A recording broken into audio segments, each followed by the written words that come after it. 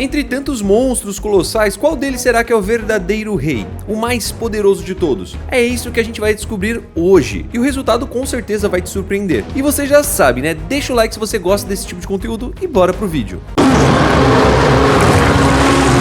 O Monstroverso é um universo compartilhado de monstros gigantes que vai muito além do Godzilla e do King Kong. São dezenas de criaturas ancestrais espalhadas pelo planeta inteiro, cada uma com as suas habilidades, origens e níveis de poder totalmente diferentes. Alguns nasceram para destruir o planeta, outros para proteger, mas todos têm uma coisa em comum: um poder colossal que desafia qualquer lógica. E aposto que, assim como eu, você já deve ter se perguntado qual é o titã mais forte entre eles. E a partir desse ponto a gente vai começar a nossa análise com o próprio King Kong. Ele é um gorila gigante, um dos poucos titãs alfa e um dos últimos sobreviventes de sua linhagem. Isso, lógico, até o filme de 2021, onde ainda não sabíamos que existia outros da sua espécie. Ele é protetor da Ilha da Caveira e depois também se torna protetor da Terra Oca. E além disso, ele vira líder do seu povo após derrotar o Scar King no filme de 2024. O Kong, em seu primeiro filme, mesmo ainda bem pequeno, ele conseguiu arrebentar com o Skull Devil, que era uma das criaturas mais perigosas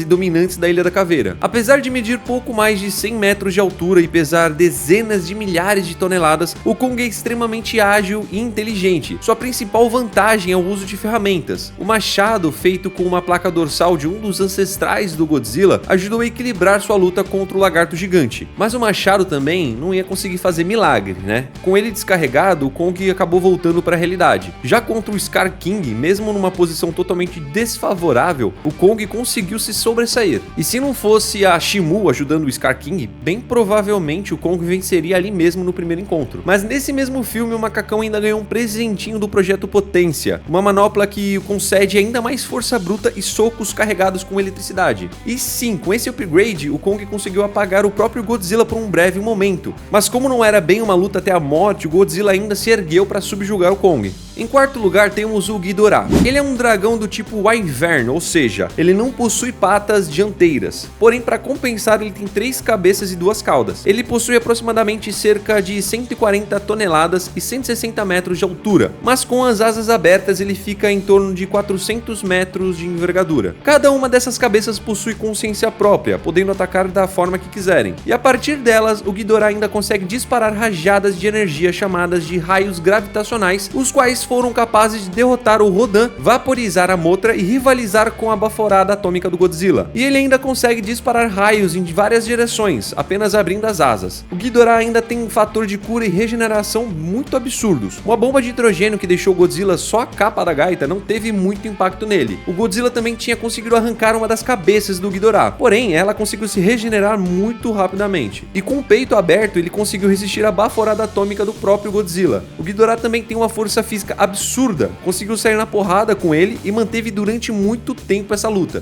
E o mais insano ainda, ele conseguiu sair voando com o Godzilla, aguentando todo aquele peso e conseguiu jogar lá de cima, como se fosse um meteoro. Sem dúvidas é um titã muito absurdo. Em terceiro lugar temos o Godzilla. Pois é, eu sei que muita gente deve ter achado que ele seria o primeiro da lista, né? Mas esse titã é uma espécie de lagarto gigante que atualmente possui cerca de 120 metros de altura e pesa 100 mil toneladas. O Godzilla consegue viver tanto na terra como na água, sendo ele um excelente nadador. Ele é tido como um protetor da humanidade, já que sempre que aparece um titã causando destruição em massa, o Godzilla surge para resolver a bagunça toda. Como foi contra os Mutos, demonstrando sua enorme força física e o seu ataque mais forte, que seria a baforada atômica. Como vimos, a sua luta contra o Ghidorah foi bastante trabalhosa, sendo preciso o lagarto se recarregar com a bomba nuclear e absorver a essência do Mothra, para aí sim ter poder suficiente para pulverizar o falso rei. Contra o Kong, a luta foi insana, e mesmo com o Kong usando armas, o Godzilla já era muito superior na força bruta, e com a sua baforada atômica não tinha chances pro Kong. Em segundo lugar, temos o Mechagodzilla. Antes da gente continuar, é importante ressaltar que, obviamente, ele não é um titã alfa, mas ele tá aqui porque ele tem todas as características dos titãs, além de emitir os sinais deles também. O Mechagodzilla ele foi desenvolvido pela Apex Cybernetics como uma arma anti-titãs, e o resultado foi simplesmente absurdo. Com cerca de 120 metros de altura, o colosso mecânico mostrou do que era capaz. E o que ele surrou o Godzilla, meus amigos, foi algo impressionante. Mesmo sendo uma máquina, ele demonstrou agilidade surpreendente em combate e força o bastante para subjugar o próprio rei dos monstros. Seu arsenal era absurdo, mísseis lançados de múltiplas direções, foguetes nos braços e nas costas para impulsionar ataques e aumentar sua velocidade, além da capacidade de canalizar a energia da Terra Oca, tornando seus socos e chutes ainda mais destrutivos. E não para por aí, o Mechagodzilla também disparava um feixe de energia vermelha pela boca, tão poderoso que colocou a baforada atômica do Godzilla no chinelo. O lagarto não só provou do próprio veneno, porque o Kong chegou a tempo para conseguir interferir. Como se isso já não bastasse, o Mecha ainda possuía uma cauda giratória, capaz de causar um estrago colossal, e sem dúvida teria dado muito trabalho ao Kong em um duelo direto.